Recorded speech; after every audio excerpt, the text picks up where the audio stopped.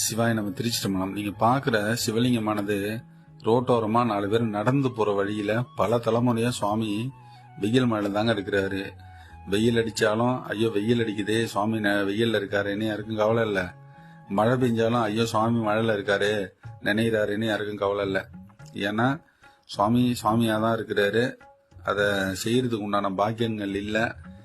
பல தலைமுறையா அங்க இருக்கிற சுவாமிய இப்பதான் நம்ம எடுத்து திருப்பணி பண்ணிருக்கோம், ஷெட்டு போட்டிருக்கோம், சுவாமிக்கு தேவையான பீடங்கள் அமைச்சிட்டு இருக்கோம், தரை போட்டுக்கிட்டு இருக்கோம். அதனால இந்த வீடியோ பாக்குற நீங்க உங்களால முடிஞ்ச உதவிகள் பண்ணுங்க. அடிக்கடி ஒரு விளக்கு எரியட்டுமே, உங்களால ஒரு விளக்கு எரியட்டுமேன்னு சொல்றது, ஒரு விளக்கு எரியறதுனாலதான் 1000 கோடி புண்ணியங்கள் வந்து சேருங்க.